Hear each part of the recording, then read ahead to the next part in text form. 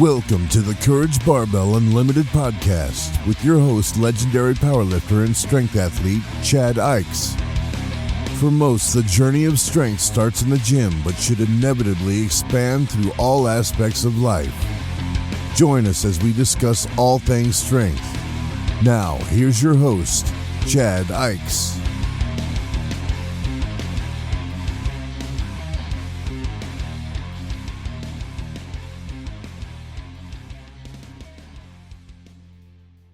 Hey everybody, we're back again. Today we have another awesome guest. I've been trying to get on for a little bit because like some of the knowledge he's put into the sport is actually incredible. And I see him as one of the leading VBT guys out there, which is something I've started incorporating but haven't gone, I don't think I've used it to its full potential by any means yet. So today we have Bryan Mann on. How you doing, Bryan? I'm good, Chad. How you doing? Thanks for having me on here. I'm good. So let's start kind of like your background. I mean, you did powerlifting for a little bit. Yeah, I don't know what other sports you've done. Yeah. Well, I've done a little bit of everything. Nothing at a super high level. Powerlifting, I did pretty. That's probably what I did my best at. You know how it is. Whenever you're wider than you are tall, your sporting events kind of go out the way. So I think I was hitting my peak right whenever you were the world's sexiest 380-pound man. I still remember that video. And self-proclaimed. Yeah. So yeah, that's it. I did a little bit of everything. It was always looking to see how to crack the code. Build a better mousetrap. Whatever, just approach training from a little different viewpoint, try and science the shit out of it, basically, I guess you could say. Yeah. So that's an interesting topic right there. Cause I'm like the blue collar guy. Yeah. So it's like, we need the science, but we also kind of need the art, I think. Oh, dude, 100%. And it's kind of like meshing the two. So you have the guy, it's funny how we tend to kind of go one direction, like just our personality. Oh yeah, absolutely. If I had a different background, a different makeup, I wouldn't be here today. It's just, I'm a product of being in the right place at the right time, a lot of times, and capitalizing on those, just being that, there's that old saying from Yogi Berra, if you see a fork in the road, pick it up. A lot of people think that's just stupid, but really what I thought was he was talking about opportunity. So anytime I see the opportunity, I just grab that sucker and roll with it. And then let's see what comes of it. And sometimes great stuff comes, sometimes not a damn thing. And that's what's great and frustrating about the field. I think that's a good life philosophy, though. Kind of like I always say, opportunity is going to come to everybody. The question is, are you prepared to grab it when it comes? Yeah, dude. And a lot of people aren't. And, I ain't going to lie. I'm not prepared for a lot of the opportunities that I've taken, but I saw that it was a good one. And, who was it? Patton said, basically that if somebody asks you, do you know how to do something? Say yes, take the opportunity and figure out how to do it as quickly as you can. That's really what I've done. I'll just take every opportunity that I can whenever it comes along and figure it out as I go along. And sometimes it's gone masterfully, and sometimes it has been just a beautiful train wreck. I can tell you there's been a lot of jobs in my life where I'm like, yeah, I can do that. Oh yeah.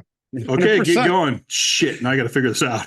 Yeah, exactly. Yeah, I'm kind of scrambling on that right now. I'm doing something for cervical strength. I'm working on a study with some other people, and we're in there just talking about some stuff. I'm like, yeah, I'll do it. But I have no idea how I'm going to do this. So I just started texting people that I thought would know, and we'll see what happens. That's the benefit to knowing a lot of people.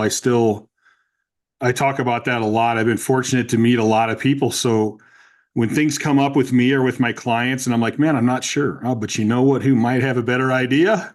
Yeah. And I'm not afraid to ask people that I look up to, hey, can I get your 2 cents on this?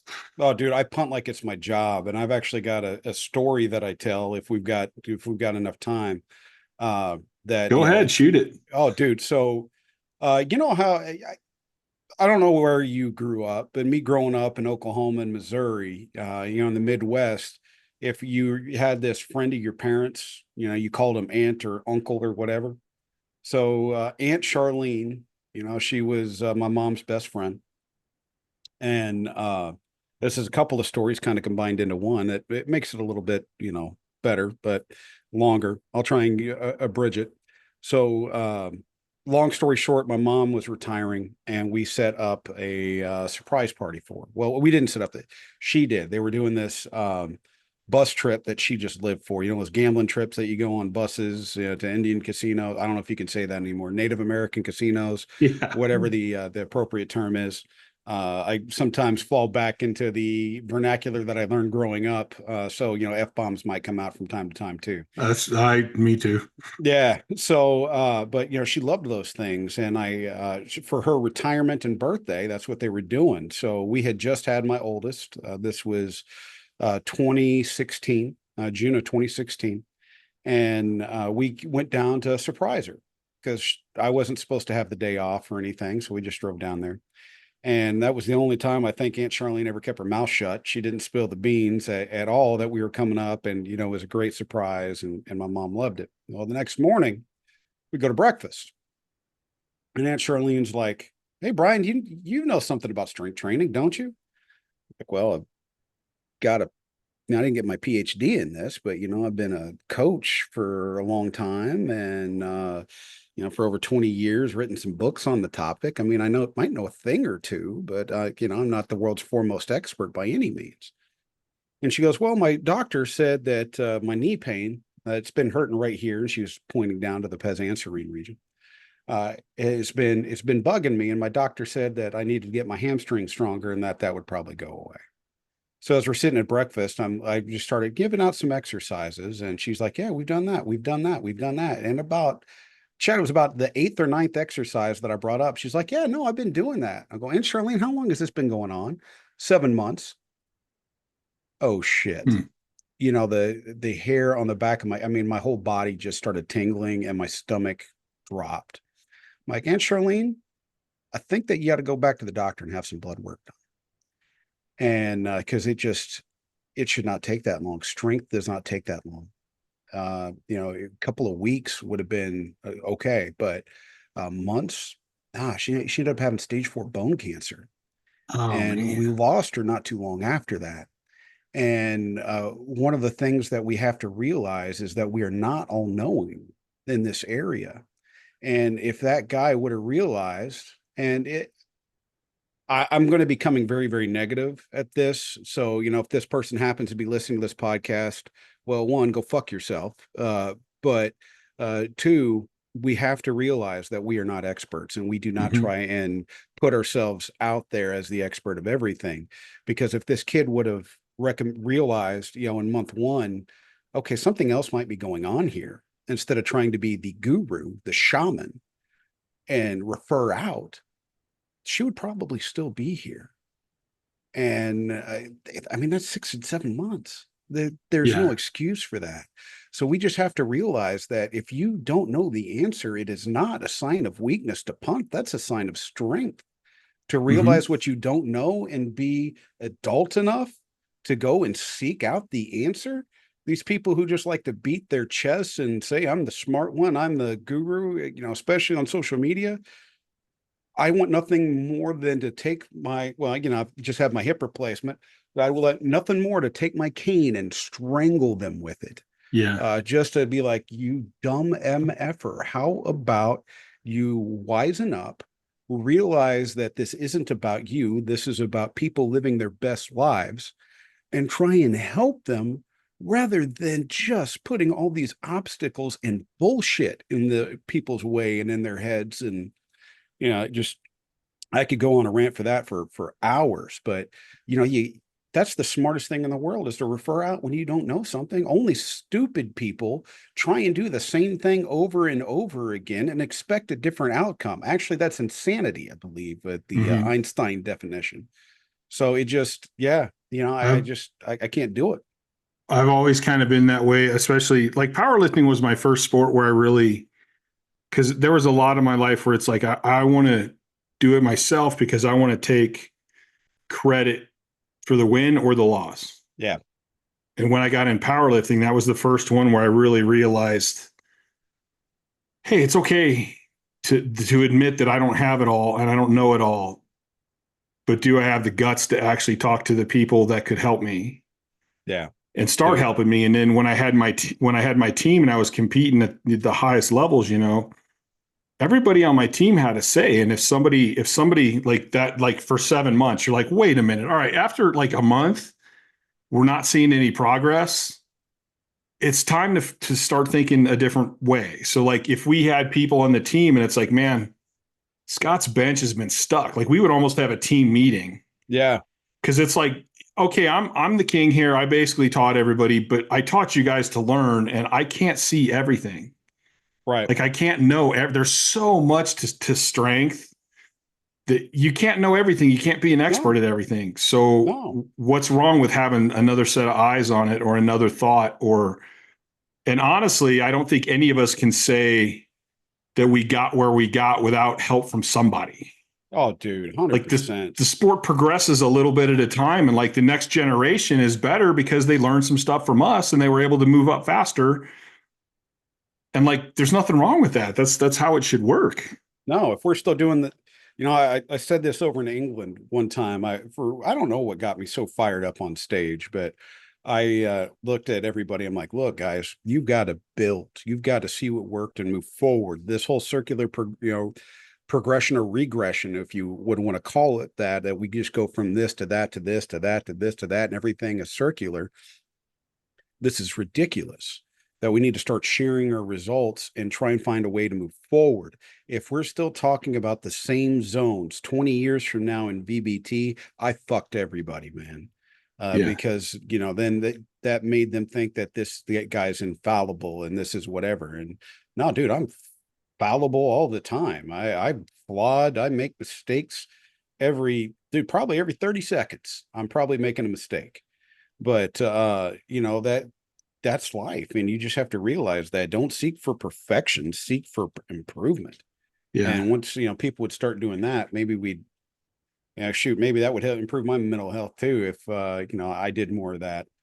Because while I said I do this, I'm not perfect. I don't. And if I have like a manuscript that gets rejected or whatever, I go down that whole, feeling like a failure, what's that called? Imposter syndrome. Imposter syndrome. Yes. Hugely. And, for some people like you deal with that. I'm like, dude, every day. Yeah. That's there's not a day that I don't look in the mirror and think, golly, they're expecting you to know this stuff. But, that's just what it is. And I think, maybe that's why I'm somebody who's caused change, because I'm very well aware that in the grand scheme of things, what I know is minuscule compared to what is out there. And, I'm not afraid for everything that I've done to be wrong. I mean, I am afraid of that. I mean, that is something that I fear, but I'm prepared that, hey, whenever the day comes, it's like, hey, you were wrong on every single thing you ever did. All right, well, fuck it. Let's go. Let's figure out what's the better way then. I think it was, I had AJ Roberts on here a couple of times, and I think there was one time where I was talking to him and he goes, I'd rather have a coach that has imposter syndrome than one that doesn't. Yeah. Because the coach who thinks he knows everything is not going to be apt to change. And the coach who considers or thinks he has imposter syndrome is going to be more likely that if something goes wrong, he's like, okay, well, I got to learn something else, or I got to get smarter, or we got to fix this. And like when I coach people, I'm like, listen, I can't tell you I know exactly what you need and everything's going to be perfect.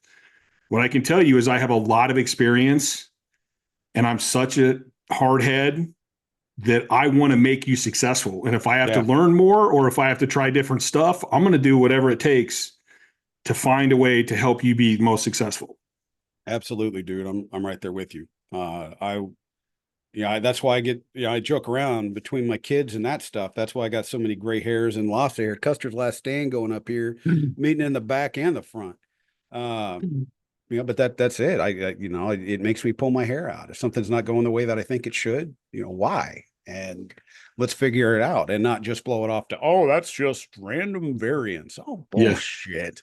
There's always a reason. There's a reason for it. Let's figure out what that reason is, and let's quit being lazy and just calling it individual variation and and stuff like that. I think that's bunk. We should be able to account for it. We just don't know what the way is yet. Yeah. And that's a step. It's almost like no matter what you do, it's still a step in a progress. Yeah. Because like you said, even if you come up with something that's great right now, I mean, ideally you want it to progress. So at some point they're going to go, oh, that wasn't optimum. But at the time it was the best we had. Now we know a little bit more. Now we know a little bit more. Oh, dude, as our tools improve, I mean, shoot, I just brought this up the other day. Whenever they started out, the microscope is considered a foundational scientific tool. Mm-hmm. And when Van Leeuwenhoek invented the microscope, I believe he could look at cork in 5 times magnification. Yeah. Well, we got an electron microscope on campus that has a 5 billion magnification. So as tools improve, we're going to improve our knowledge. That's like energy systems. Whenever I was in undergrad, we learned that you don't go into glycolysis until you've exhausted all the phosphocreatine stuff, and you don't go into aerobic until you've exhausted all this. And I was always sitting there befuddled. I'm like, but whenever I'm walking, I don't walk that fast. So then how come I'm going through all my phosphocreatine stores to just do slow walking? But then how come somebody who's doing a marathon can kick at the end? It just, I felt like I was dumb in that class because I just couldn't make those connections. And then lo and behold, no, it's like a mixer board. They're all working at the same time. Because we had better tools. And like they used to think fiber types didn't change with histochemical staining. And no shit, I can't tell the difference between those shades. So I would say there was no change that happened either. But now whenever we can do single fiber gene extraction, we know exactly what the makeup of that fiber is. And then we can tell how things have changed in much greater detail, and to see that, oh yeah, no, these do in fact change. They change very greatly. It just, you wouldn't see it with the way that you were doing those antiquated techniques. Yeah. And, and what is going to be the next big change that comes up in physiology? I don't know, but it's actually, I think I've got a good idea, but, I mean, we could talk about it, but that would probably bore your listenership. And I don't want to make people never listen to you again because you had Bryan Mann on. I don't think that'll happen. It's interesting though, and because I like to take, like, I look at the science and I'm fascinated by the mindset and what we can actually do, and like the even going into the quantum level where stuff happens that we can't even explain yet. Yeah. And I'm like, so you have all this science, but like, how is it that the placebos work so well? So like, even when you do a study and stuff, it's like, well, nobody's talking about the mindset of these people that you're doing the study on. And like, there's all the science, and then there's this underlying layer of the mental and the attitude and stuff.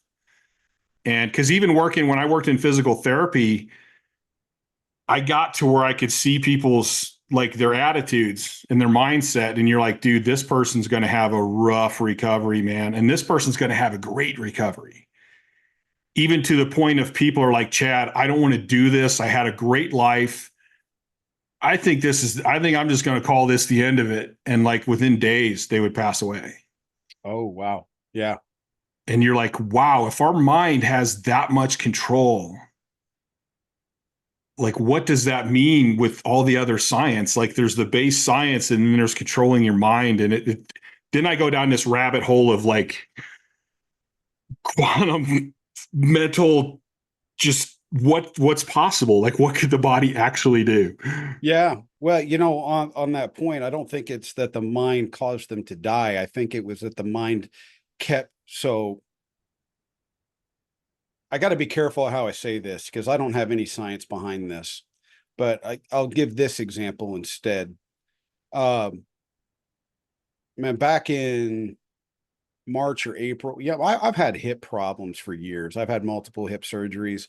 That's what's going to happen whenever, dude, I thought Lou was a god, and Lou made me squat out wide. So I kept squatting out wide no matter how bad it hurt because Louis Simmons told me to. Right. Right. So then that led to a lot of hip problems. My left hip got replaced back in 2012, 2013. And I had a scope on the right side a couple years later, and I finally just had the replacement. Well, I was doing great. I would have a lot of good days, a couple of bad days, a lot of good days, a couple of bad days.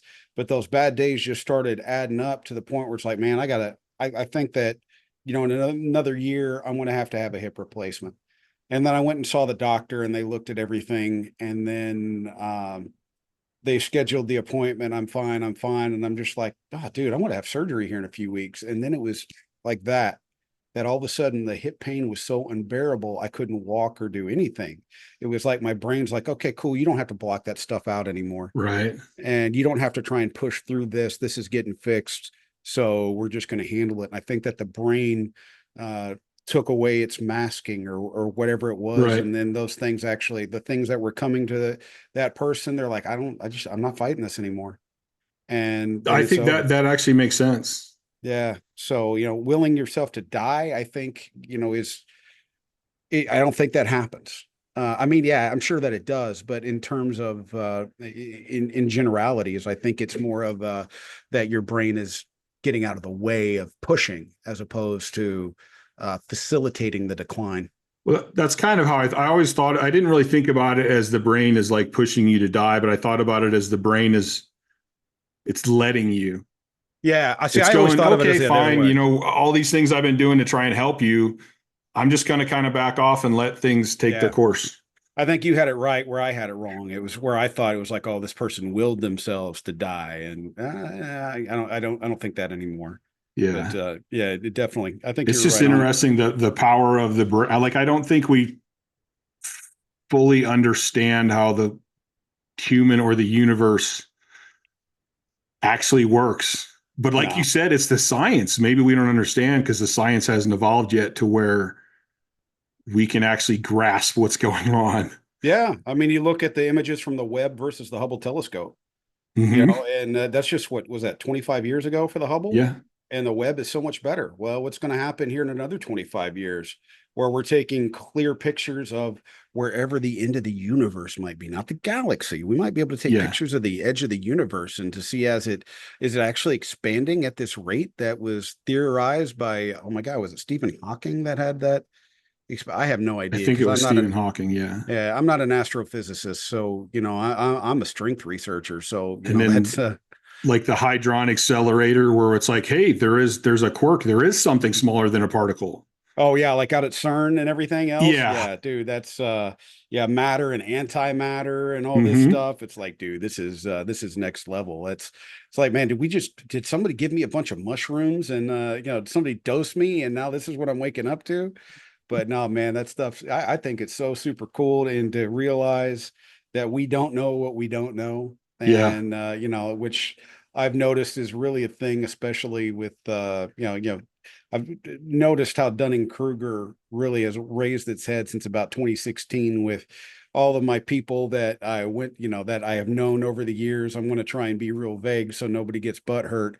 But, that this person who couldn't pass a class in high school is somehow a infectious disease and constitutional law expert.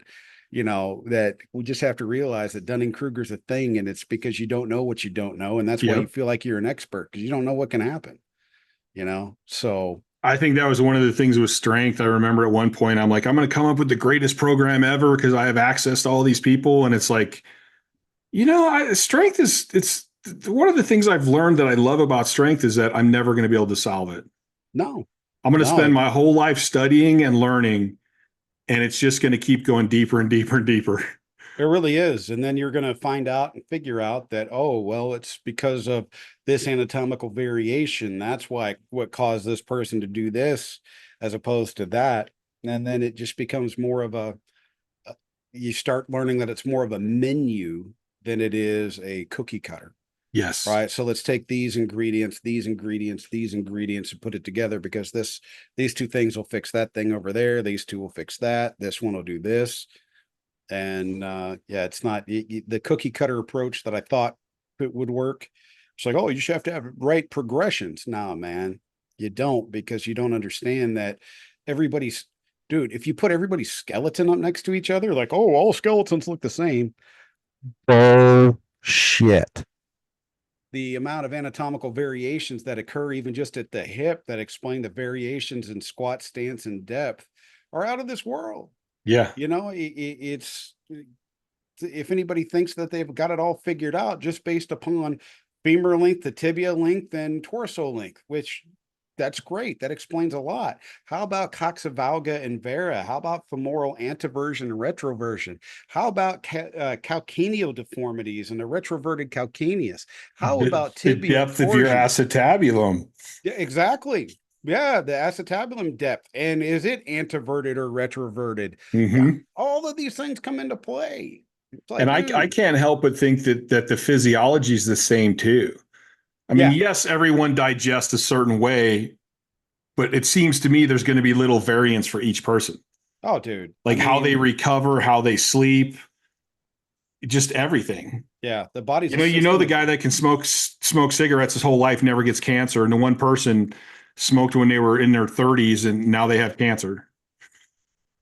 Were you going to Westside in the 90s, late 90s, early 2000s? I never actually trained at Westside. I used to go visit. Yeah, well, that's all I did was I would go visit for, a week at a time. You remember that they had all-time world record holders that were smoking crack right out in the parking lot before they would come in and train. That stuff shouldn't be happening, right? That should not lead to peak performance. But I'll be damned if it didn't make me think, should I smoke crack? Will my total go up if I do that? Which kind of shows how obsessive I could be, I guess. But, well, I actually do that with my sleep because I'm like, here's Chad preaching. I don't sleep. You guys need to sleep. You guys need to sleep. You guys need to sleep. And then I go, but didn't I squat a world record after being up for like 7 days? Like, yeah. Yeah. So maybe I should be telling, don't sleep. Don't sleep. You'll get strong as shit. Yeah, exactly. Yeah. Everything else of your health will decline, but by God, you'll be strong. What's more important?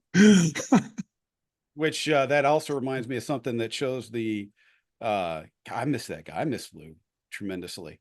But I remember there was this guy who had, I think it was leukemia, and he was on chemo when he was there training. Yeah. Whenever I was there. And Lou said, what's more important, benching 800 pounds or weighing 275? Because the guy thought if he got lighter, it would help his health. And he looked at him. He's like, so are you asking me, do I want to live or die? And he's like, no, I asked you what you want. Do you want to bench 800 pounds or do you want to weigh 275? Those are your two choices right there. Which one are you going to do? I want to do 275 and live. Well, that's not the choice I would have made, but more power to you.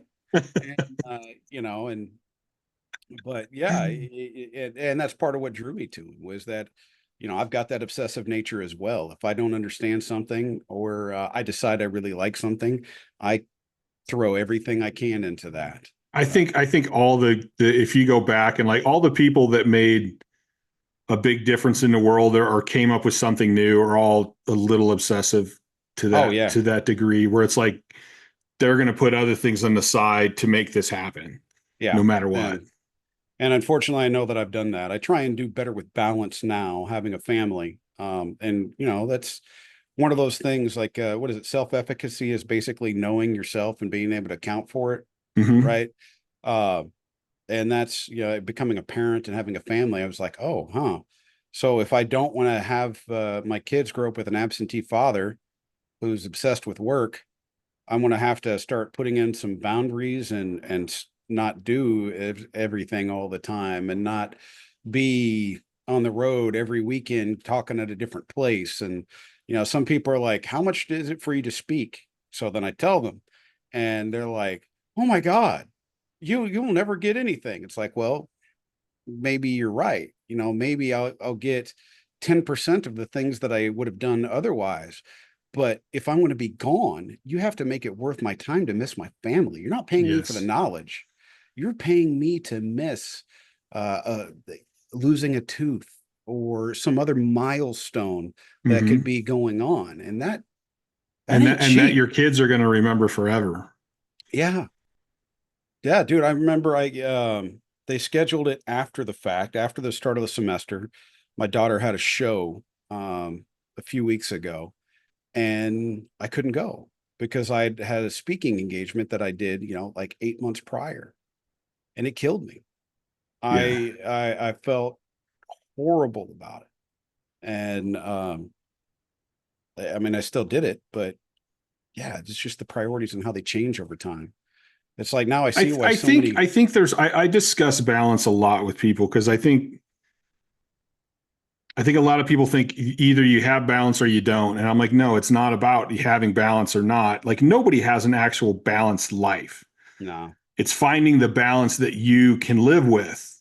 And it's going to be up and down, but as long as the scale doesn't, and because I always think of it in terms of a like justice scale. Yeah. And if it doesn't fall off the table, you're still doing good. And I That's look true. at my powerlifting career and go, I pushed myself too far and threw myself over the edge where if I would have had a little more balance, I probably would have broke the all-time total and done way more than what I did.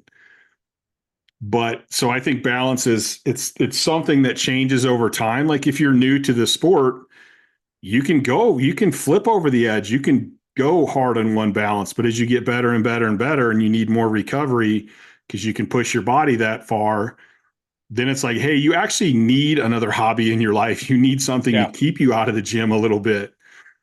And I think it's the same thing with like family. Like when you're young and you can come out firing both barrels and go crazy because you have one focus in your life. Yeah. So speaking of growing up, I actually grew up in St. Charles, St. Peter's, Missouri. I actually lived everywhere, but I spent my beginning of elementary school, then my middle and high school in St. Peter's, Missouri. Man, I didn't know that. So I used to go to Mizzou for track camp every year. Yeah. And I know you spent quite a bit of time working at Mizzou. 15 years. And then now you're at Texas A&M. So you've been at some big schools. Yeah, man. We started out it was Southwest Missouri whenever we were growing up. And that's where one of my best friends went to Southwest Missouri. Oh, when were they there? That was like 92. I think he did 2 years there and then he switched. So I think it was like 92 to 94. I was there 90. Oh shit. Hold on. As a student, I was there from 97 to 03. Yes, I was on the 6-year plan. When you major in drinking for 2 years, that tends to slows you down a little bit. So I was there. Then I went to Arizona State where I worked with Joe Ken. Then I went to the University of Tulsa where I worked with Pat Ivy. Back to Missouri State where they realized it's like, hey, you did it a lot as an undergraduate student, so we can't really run this without you. How about you come back and we're going to pay for your school and give you a stipend? Cool. And then from there, I just spent a year back there. Pat got the job at Missouri. I was there 15 years. Then I went to after the campus protest happened and the wheels fell off. Well, that led to 800 positions being cut at that campus. Mine was one of them. Ended up at the University of Miami. Ended up doing a dual role down there, like I did at Missouri, where I was a coach and not coach, but I was director of sports science for Olympic sports, and as well as the program director for exercise physiology, which was dumb doing both of those. That didn't last long doing both. I handed off the academic program director pretty quick. I'm like, man, I can't. Yeah, it seems like a lot on your plate. It was too much. It was way too much. And then I happened to, they invited me out to give a lecture here at Texas A&M. And I made the comment, it's like, man, this is an hour and 40 minutes from my sister's door. This is 2 hours from my cousin's door, an hour and 15 minutes from my college roommate, who I was, super close to. I was like, man, this is a great location. They said, well, if you want to make it permanent, we can do that. And I, just shot off at the mouth, thinking that they were full of shit or whatever. And well, here I am in College Station. So, we're starting year 2. So I think you're known. I actually have, the 4th edition of your book here. When did you start seeing, because I've always been fascinated with the auto regulation part of training. Mm-hmm. And VBT, I haven't mastered it, but it still seems like one of the best ways to control that. But I mean, velocity-based training has a bunch of facets that I think are fascinating. So when did that come into your view, and when did you start going, hey, this is something that I really need to look into and start working on? Man, I think it's an interesting story. Other people will probably go to sleep. But back in, like I said, started in about 98, working with Coach Perry, Rick Perry, who's now up at, what's the big school in Chicago? It's Northwestern. He's at Northwestern now. Been with the Chicago Bears, been at Notre Dame. He went on to a lot of big places. Well, he had all these translated Soviet texts, but they were the old Sport Ivany Press type. And hopefully Bud Schernigan never hears this, because I was reading photocopies of photocopies of photocopied versions. I mean, the original intellectual piracy, right? And I started seeing all this MS and MS superscript -1. And I'm like, what could that be? And then we happened to go to Westside for the first time that I ever had gone there. And we also visited Buddy Morris and Tom Oslinski with the Browns on that same trip. Every spring break and every break that we had, we were in other people's weight rooms, training and learning to grow and things like that.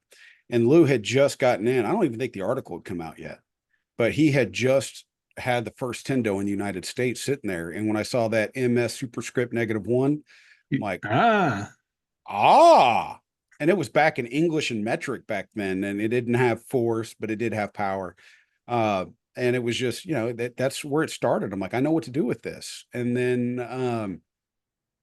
I started putting together the stuff that I had read in some of the different books and just kind of laid it all out there and started to look for the overlap. And the nomenclature I took from the Soviet stuff, and some things I think I could have done better. And I made it digestible, because I was like, okay, this is where somebody should be according to the research.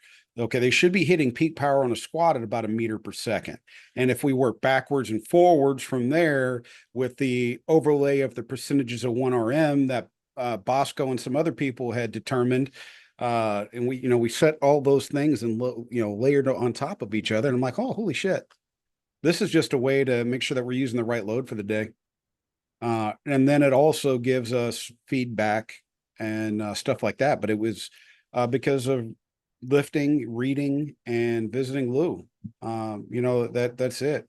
And that's where it all came from. And it's evolved a lot. I view things a little bit differently now than I did whenever I was coaching, but some of that's because I've gotten that 35,000 foot view. You can think differently whenever it is not your life on the line. And while some people are like, oh, it's just sport, your life's not on the line. It's like, well, if we don't win, I lose my job, we don't eat.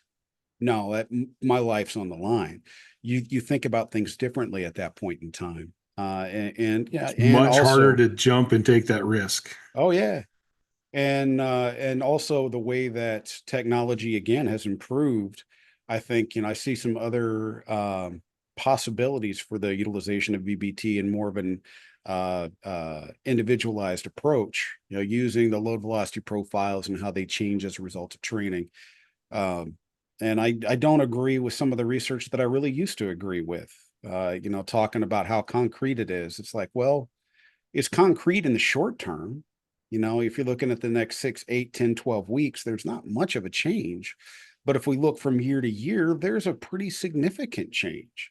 And honestly, if you train one end of the spectrum, you emphasize it, you are going to see changes at that end of the spectrum. So then it's like, what does that mean? Well, it means that end of the spectrum ain't the same as it was before.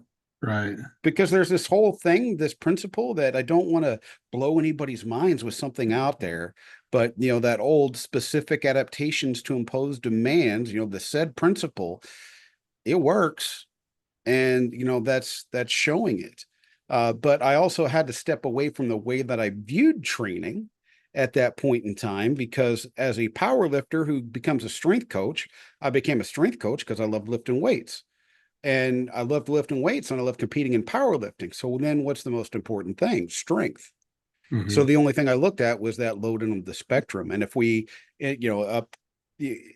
whenever we decrease the loads, we actually find some things that might be more important. For instance, with Miami baseball, guy, this was many years ago. It's probably 2 or 3 strength coaches now ago.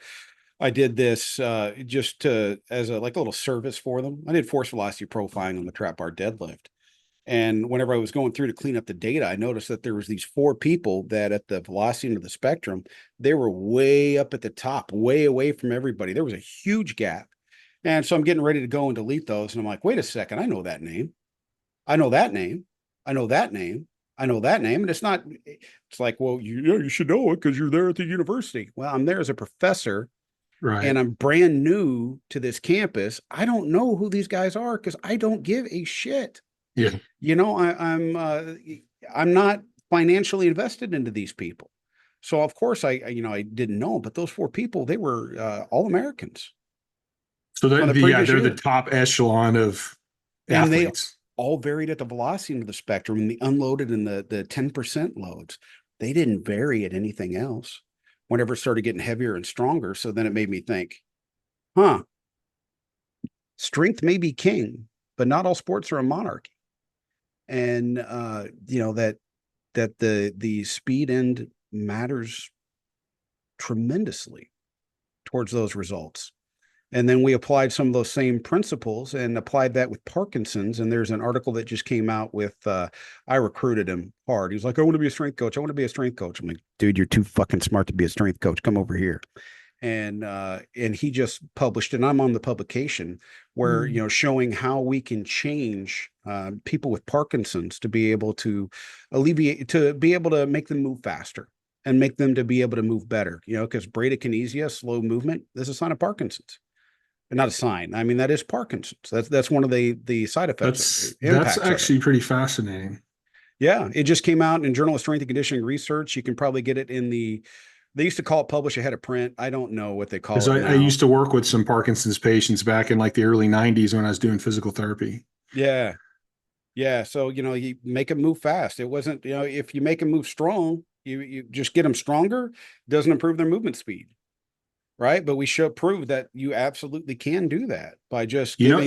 So here's what's this is. I love this kind of shit because my brain's going crazy right now. I had certain Parkinson's patients that I would be out walking them and they would be fine. Then they would start taking shorter and shorter and shorter steps. Start And freezing. eventually they would stop. Yep. And what I learned to do is I would like give them a little push and now it kind of makes sense, but I'd give them a little push and they would always be able to get that first step and then they could go again. Yeah. And so that's almost like when I pushed them forward, they had to speed that step up. So I don't know if that's related to it, but it just popped into my head like, wow, that's kind of fascinating. Yeah.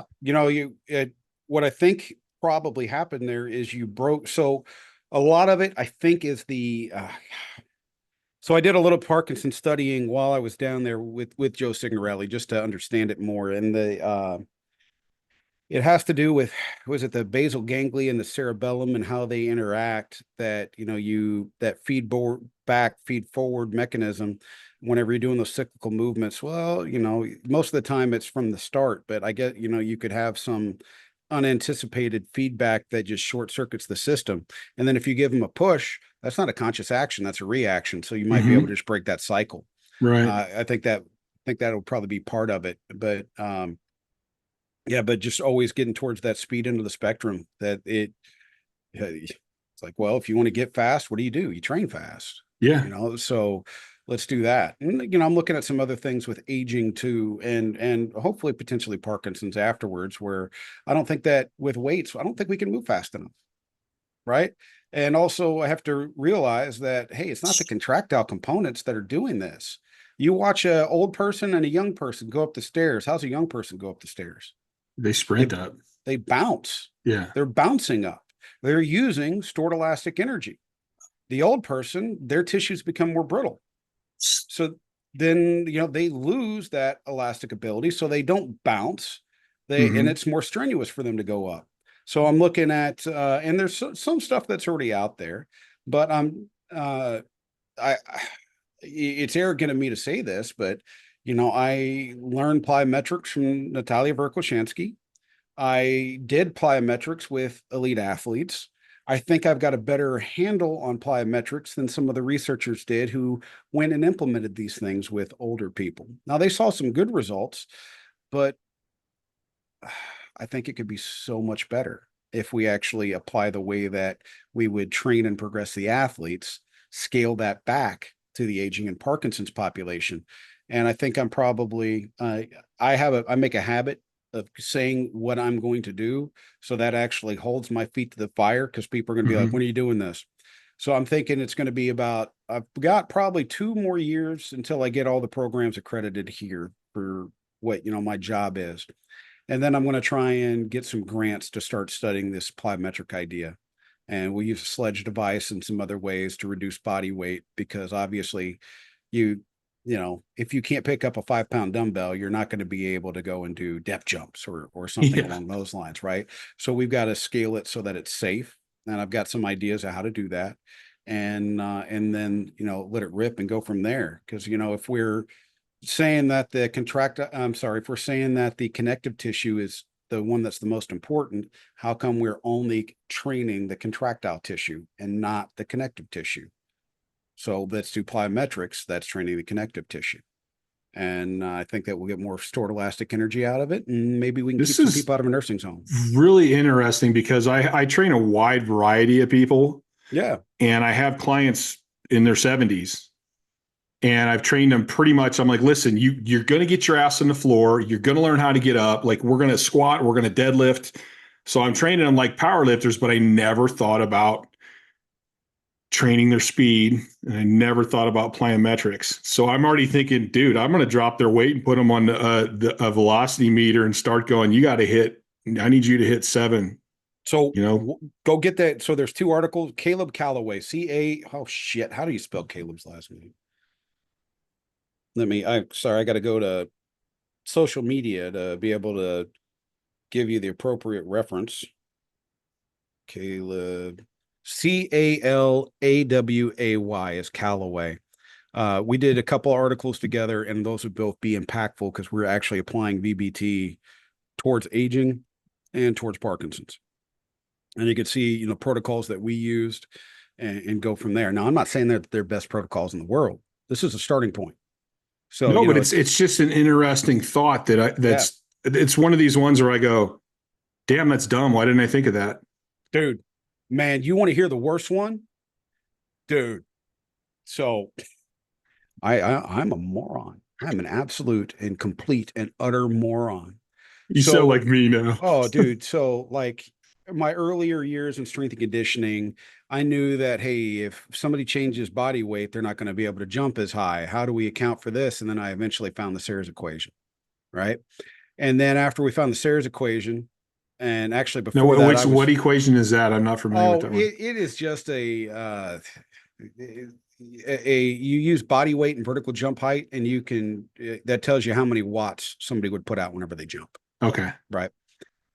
And so I had found that, and funny enough, I worked with him, and that's who I published that APRE paper with. So that's just kind of funny. But I was like, well, how can we do this for sprinting?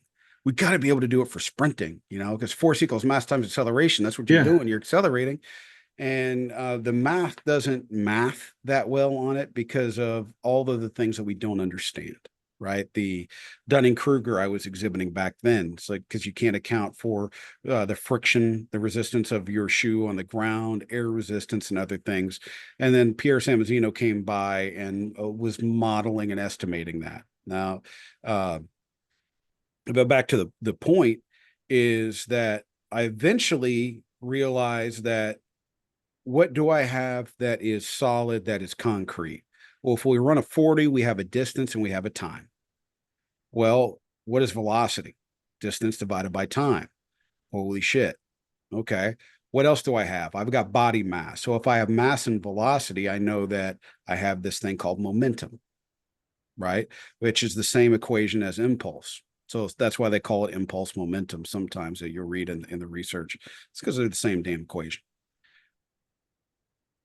as then I think it was like 2021, 2020, 2021, somewhere around there. I put out that paper with Joe Signorelli about how velocity is a better uh, outcome measure than sprint speed, because you can't account for the change in body weight with just the speed, but you can if you multiply mass times velocity. Realize that it took me, I mean, we're talking 2018, 2020. This took 22 years for me to get to. I'm with my kids at the library here in College Station, and I see this book that says Sports Science for Kids. I'm like, oh, cool. Maybe there's some things that I can use some lab equipment or whatever, and just have some fun teaching the kids science. Mm-hmm. I'll be goddamned if it didn't have sprint momentum in that thing published in 2016. You want to talk about a moron? I worked for 22 years to figure out something that had already been done a long time ago. So, man, yeah, it's like, Yeah, but you came up with it on your own. Yeah, I came up with it on my own. I could have read a book and been done in 5 minutes, but I got to that thing on my own, damn it. Yeah, I'm not stopping and asking for directions. So, like, I think one of the things for me, because I had been doing dynamic work, long time. Like, I learned that West Side a long time. And it wasn't until I got my first meter that I went, holy crap, we were not as fast as I should be. Yeah. I thought I'm like, oh, I got it in the eye. Like, I would have my clients send me videos, not fast enough. We got to change the weight. You need to be doing this. But with the meter, and I like the meter for multiple things. I think it's worth buying. If you do dynamic work, I think it's worth having a meter. Mm-hmm. And stop worrying about the weight. I don't even care about the percentages. You need to hit 0.7 meters per second. That's what I want you to hit. Yep. And I think, like, I've been pretty, like I said, I'm blue collar. So, like, with those ones, I'm like, listen, here's pretty much where I want you to hit. And I don't really change it it's pretty much the same for all of my clients. Yeah. And I think with if I had a shot putter, which I don't have one right now, I might try to up that. Would that be a good, because a shot putter's got to be more explosive than a power lifter. Absolutely. Yeah. So you could up it a little bit. I mean, shoot, I remember Christian Cantwell moving 455 at like 1.2 meters per second on bench press, right? On bench. That dude was so freaking strong. He benched, I want to say the wrong number. I want to say it was like a 640 bench. And if that's low, then he's going to cut me out, slit my throat probably next time he sees me. But, he was just a super strong dude, and he was explosive at heavy loads still. But that's why he was the first guy in history to throw 73 feet in 3 consecutive competitions. Yeah. I don't know if Krauser's even done that yet, but he's done better because he broke the world record and got 3 straight golds. So, he wins on best of the best. I don't think Krauser can bench 6. I don't know if he can or not. Yeah, I'm not sure. But that Christian could bench 550 in high school. Interesting Christian Cantwell story is that the first girl that I went on a date with in college was his girlfriend in high school. So she's like, you only bench 450? My boyfriend in high school benched 550. And I'm like, yeah, whatever. This bullshit. Exactly. And then 7 years later, I'm up working at Missouri. How long ago was it after that? 5 years later, I'm at Missouri, and I'm like, wait a second. Do you know Casey? The person's name, I almost threw it out there. Do you know this person? He's like, yeah, I dated her for this number of years. I'm like, you son of a bitch, you really could do that. She wasn't lying. I thought she was a liar all these years. So that's freaky strong. Oh, dude. And his son, it's even worse. His son, Jackson Cantwell, is the number 6 recruit in the country, right? And he's offensive line. He's like 6'8", 6'9", 3-something, repping 405 on bench, has the national record and world record for his age groups and the throws, like all the way down to being a little tyke. And whenever he was breaking them, he wasn't, like a centimeter. It was a big increase. This dude's breaking it by 2 and 3 meters. That's crazy. Yeah. He's going to be I keep telling people, He's going to be the next Michael Carter. He's the best chance that we've got at it to win a Super Bowl ring and an Olympic gold medal in the same year. He's the next That would person be that could crazy. potentially do it. Yeah. Oh, that'd be crazy. So I think like if you do dynamic work, it's worth getting a meter. Absolutely. Dude, And let's look even at like, let's even look at a study from just relating to just having the meter. We look at the study by a guy named William Randall, Nick Gill, and Mike McGuigan and John Cronin are all on this paper. And these are guys that worked with the New Zealand All Blacks. Nick Gill is still Okay. their strength coach, as far as I know. They looked at professional rugby players. So you could take a guess where those guys came from. They're probably the farm team, but still. And they did the exact same loads, exact same sets, exact same reps. And I mean relative loads, like, percentage of 1RM, et cetera. But there was 3 sets of 5 that they varied. And it was on their jump squats once a week. One group received the feedback of velocity, the other group did not. And the group that received the feedback of the velocity on their squat, no, it's twice a week. So we're talking 30 reps total out of a total, however many for reps for the whole workout. right. Everything for the whole week. The group that received the feedback of velocity saw improvements in sprinting and jumping, vertically and horizontally, like 3 to 5 times as much as the group that didn't get the feedback of the velocity. It's like, oh, that's 500%. Well, not really. I mean, we're talking about 0.5 and 2.5%. But if we're looking at, hey, if you can improve your power 2.5% in 6 weeks in a pro athlete, holy It's a lot. Yeah, that's tremendous amounts. And that was the only thing that varied is they got the feedback. So yeah, dude, just getting the meter, provided that it's, a reliable device, you're going to get better in your ability to move and jump and produce power just because of the effect of that feedback. That's completely objective. Is it fast enough or slow enough? Yeah. And Yeah. you look at, if you go through social media, I'm so sick of seeing people. I watch the video, then I read it and they're like, yeah, this is my dynamic day. I'm like, that's your dynamic day? Like, dude, you're not producing hardly any force at all. Like, No. it's slow as shit. Yeah. Like, you need to just bite the bullet, drop the weight, and then go, it's not about the weight. It's about what I can get on that meter. Yeah. Yeah. We have to realize that we're developing physical capabilities, not trying to develop everything at once. Yes. Right. And that's a dynamic day. It's about learning to generate the force. Exactly, man. It's like Bob Ross wasn't doing the mountains and the, happy trees and happy accidents all at the same time with one brush. No, he used this stroke for this and this stroke for that. And then he probably had a toke to be able to take the next stroke. So yes. That dude was definitely token. Oh, he was. He had nobody's that calm without that. Nobody's that calm and happy otherwise. But that's just it. We've got to focus, and that my students get sick of it, I'm sure, because I keep hitting them. Well, what's the SAID principle? Why is this happening? Go back to the SAID principle. Why did it happen?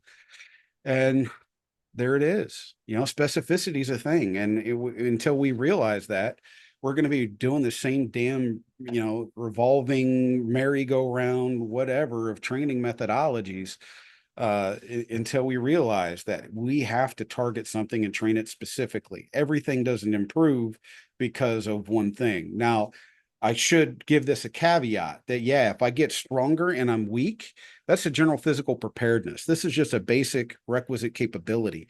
And if I get up to the top of the cup, and what do I mean top of the cup? I always give this example like, hey, I've got this 1 liter water bottle, if that's what I need glasses to actually read it. But I got this 1 liter water bottle, right? Let's say that I'm so thirsty. Maybe I'm down like 8 pounds. I need to go drink 2 liters of water. Well, can I fit 2 liters of water into this bottle? No, it takes a liter and then everything else spills over. That's like those general physical preparedness capabilities that, yeah, you're going to do it and you're going to get better. You're going to get better. You're going to get better. And then there's a point in time where now the water bottle's full. All of those additional time that you spent developing the squat, it's not going into sport specific improvements now. It's just going to have a bigger squat for the sake of having a bigger squat. So we need to make sure that once we get past those requisite abilities, that we are applying the principle, that said principle, and trying to go with the principle of specificity for training. Okay, you might be super strong, dude. Dude, I was super strong, but you could time my 40 with the sundial, right? So the things that, I could continue to throw the heavy loads at it to try and improve my lifts. But then I listened to Lou and I started doing dynamic effort, and then my bench went up 50 pounds. Right. Or no, it might have been my squat that went up that much, from like 7, 8 weeks, because now I'm training a weakness, and then that's making the whole chain stronger. So, we just got to get into that specificity for everything. So do you think that, like, in terms of a power lifter, do you think a power lifter can like level out with their dynamic training to the point where it's like, hey, maybe we don't need to train dynamic as much? I think so. I think that could absolutely happen. And then you need to do the next thing. What would the next thing be? Well, if you were just doing dynamic effort with straight weight, well, now it would be adding on accommodating resistance. Okay. So we can get some chains and bands and eke that out a little bit more. And then if we're trying to move the whole thing up, well, we're going to have a different stimulus now, something even faster. So then we would have to go to bench throws or med ball throws to be able to further elicit a greater increase of that velocity into the spectrum. Now, is that going to continue pushing the 1RM up? I don't know. Right. Because I can't. Well, you train people still that power lift. I can't, man. I miss it. I miss it so much. And if I get back around it, anytime that I get back around it at all, I start lifting heavy again and I hurt myself. And I'm not going to not be able to play with my kids because I couldn't control myself in the weight room. Right. Today, I went up to 275 and hit 20, I think it was 20 reps on squat. Right. Not full squat. Don't get me wrong. This is more like, whenever Dave was like a week or two out of surgery, and, he did like 800 pounds for, whatever. It's that high box squat. So then, it was just, 275 on that for, 20 reps. Fuck, where was I going with that? I'm sorry. I just got the text from the wife. She's like, hey, are you coming home at any point here? But golly, where was I going with that? I don't remember. Think you were kind of talking about like, you can't go in and do it without going. Oh, like, yeah. Because I'm trouble regulating it. Yeah. So I'm like, I was 20. That was easy. And I wasn't even breathing that hard. And I'm like, maybe I should just go 3 plates or 4 plates. Nah, I better not. I got to pump the brakes. Because once that flip switches for me, it's over. I'm working on that right now because I'm 52, just coming off of a back injury, and like I still want to go heavy, and I'm trying to find that balance of like, listen, Chet, you're never going to do the numbers you did before, but you can still be strong. Well, what's strong to you, and can I get there without doing dumb things? Here's what I've figured out that I've got a limit. I'm putting a governor on it. There was some Joe Rogan thing that said only 0.2 people or whatever it was, can squat 405. I'm like, okay, great. I look at Bo and then another guy, Nate, that's a buddy of mine here. He's Green Beret battalion. I don't know if it's battalion, whatever. He was the leader of his unit. Right. I was like, hey, you guys, you see more than 4 plates going anything? Choke me out immediately, please. And they're like, with gusto. So at least, I've got a couple of people to keep me honest that if I do something stupid, that I'm going to be waking up on the floor. Because, well, Bo is at the UFC. His jiu-jitsu is amazing. And Nate is about the baddest dude I've ever met. So I'm dead. So that's, that's a good hammer for me to realize that, hey, do you want your ass kicked? Or do you, would rather stay intact and then be able to go home tonight and not have a headache. So there you go.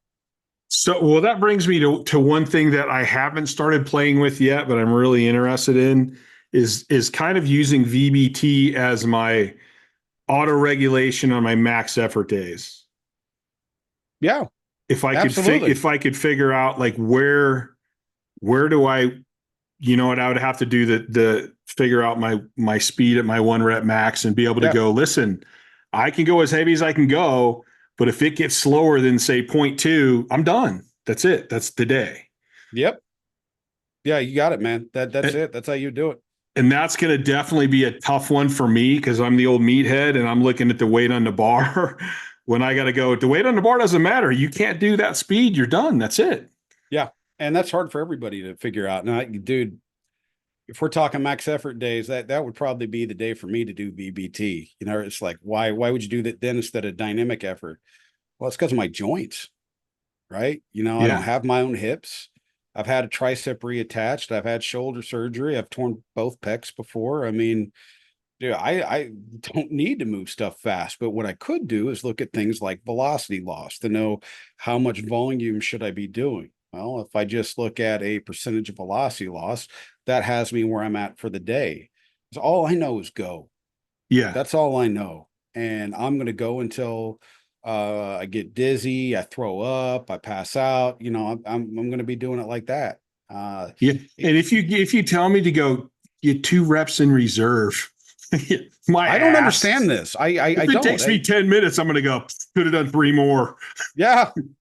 You know, there is a study dealing with power lifters. I think I'm trying to remember who the lead author was. I think it was Helms, but Mike Zwardos was on the paper, and it was talking about RPE and velocity, RPE and powerlifting and some other stuff with it. And I can't remember if I emailed him or if I talked to him at a conference, but I'm like, hey, Mike, you didn't get a single power lifter that gave you a 10 on that, did you? Because you know that it's either smoke show or misgrooved it. There is no, that was heavy. And he just started laughing. He's like, yeah, you're absolutely right. We did not get a 10 from that. And like, yeah, because God knows that I never missed a weight because I wasn't strong enough. I just misgrooved it. Yep. So if I did go like I want to do that with a max, I would need to record like a true max. Yep. Kind of see where my speed is. Mm-hmm. And then like on my max effort day, it'd be like, okay, you know, that speed is your max. Cause everybody thinks like I'm an 800-pound squatter. No, if you did an 800 pounds in that meet, you peaked for that meet and you took time off. So you're an 800-pound squatter that day. Yeah. You're not an 800-pound squatter every single day. No. And if you were, then squat 800 pounds every day and see how many days you get through it. Yeah. Man, my back hurts just thinking about that. Oh gosh. Yeah, no, another way to do that would be to look at that velocity loss, look at 10%, 20%, 30%, 40%. I don't go any higher than 40% velocity loss. You tend to start flirting with failure at that point in time. And while that's great for hypertrophy. So what do you mean by you're looking at velocity loss? Yeah, so depending on the device that you have, it tells you like what is your percentage of your best velocity of that set. So, you know, how much should you drop down? So the more velocity that you lose, the more repetitions that you've done, and the closer you go to failure. Gotcha. So you're looking at sets and going, dude, that rep, you lost 40% of what your first one was, you're done. Exactly. Gotcha. Yeah. And that's another way to go too. Yeah. I was thinking more like a 1 rep max. And you can absolutely do that. But to me, just because of how well I know myself, I know that for me is going to be very difficult to do and to dial in. But I can look at, you know, this set load, and I think this is easier for other people too. I can just have this set load, like maybe, you know, you were going 75% of this predetermined max from, you know, 20 weeks ago, whatever. If instead of saying 4 sets at 8 at 70%, I do 4 sets at 70% with this amount of velocity loss. And then they'll either hit a lot of reps or they'll hit few reps. Right. And you know, you'll go. But it serves the purpose. They hit the amount of training that you wanted and the stimulation of growth that you wanted. Yeah. And then if you can sink into that, then there's no, I should have went harder, or I should have did more. You're like, no, this is what we were shooting for. That's what you got. The meter says it. Done. Yeah. Yep. You got it, man. That's it. So making it just, and one of the reasons why I went to velocity loss is because of, well, we talked about the technology improving, right? Or, and it's not just technology improving. There are different technologies that now can do the same thing that the linear position transducer could do. Well, if you've ever measured with, I know that you've got a blue collar background. I've seen two tape measures be a half inch off between the two. Yeah. Right now, granted, I think I got that one at the dollar store, but Actually, no, there is like if the tip, yeah, people will bend that tip. Yeah. And that can make you up to like a quarter inch off. Yeah. 100%. And then, just like that, if I use an accelerometer instead of a linear position transducer or a camera based unit, or, something, a light based unit, laser based unit, they all measure differently. So then they get Yes. different velocities. So if I were to say you need to do this at 0.5 meters per second, well, for the accelerometer, maybe that's actually 7.5.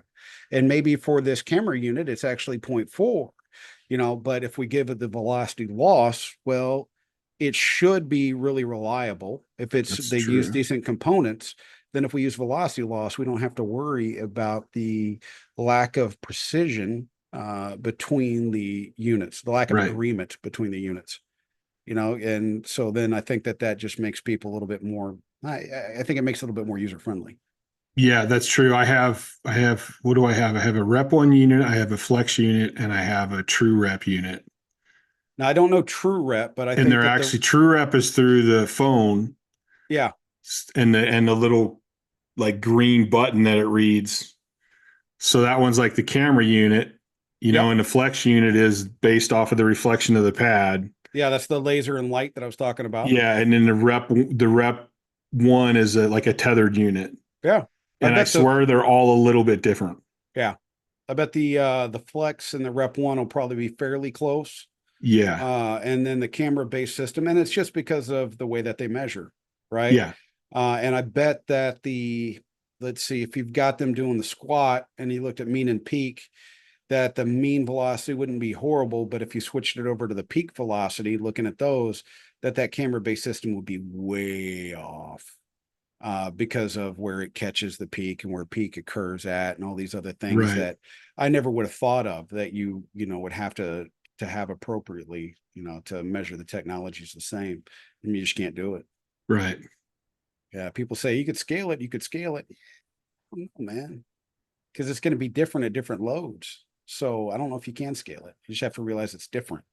And that's, and that's important in and of itself. Yeah, it's still an interesting technology. And as far as, I've seen all the auto regulation. There's so many different theories out there, and velocity is still the only one that to me made sense. And like it could be consistent if you do it right. Yeah, dude, 100%. And that's not saying that's the only one, but there's going to be, and there'll be things that come and go too. That could change the game in the future. What's the next thing going to be? I don't know. We'll figure it out whenever it happens. And I know, because I want to have Travis Mash on at some point too. And I know he's training a lot more Olympic people, it seems like right now. But yeah, I mean, he's got some strong kids, man. Yeah, Ryan Grimsland just missed Paris. I don't know by how much. And I never found out what happened to the trials. But yeah, dude, he's got some strong ones down there. And I think he's using velocity quite a bit in everybody's training right now.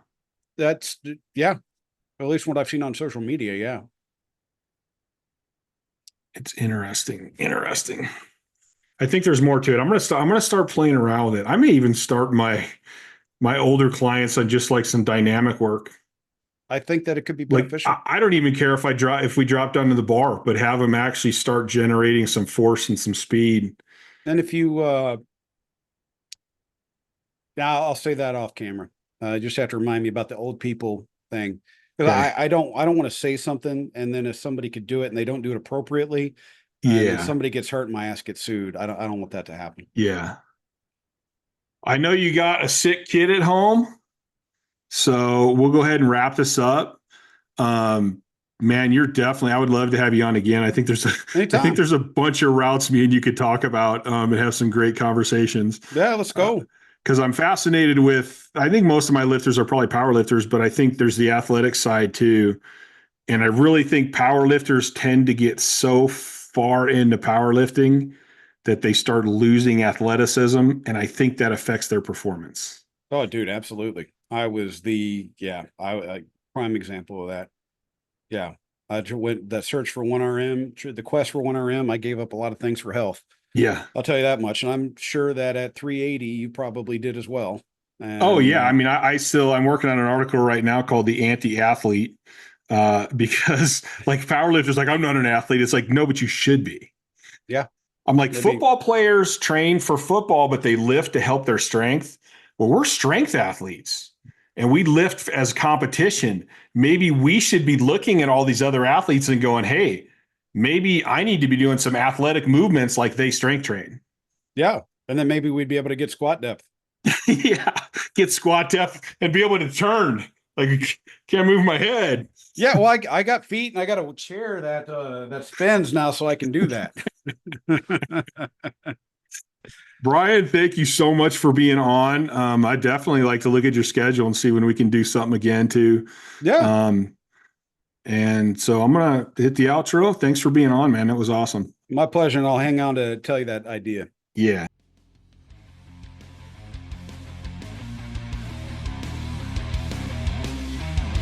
Thanks for listening to the Courage Barbell Unlimited podcast. For more information, please visit CourageBarbell.com. Until next time.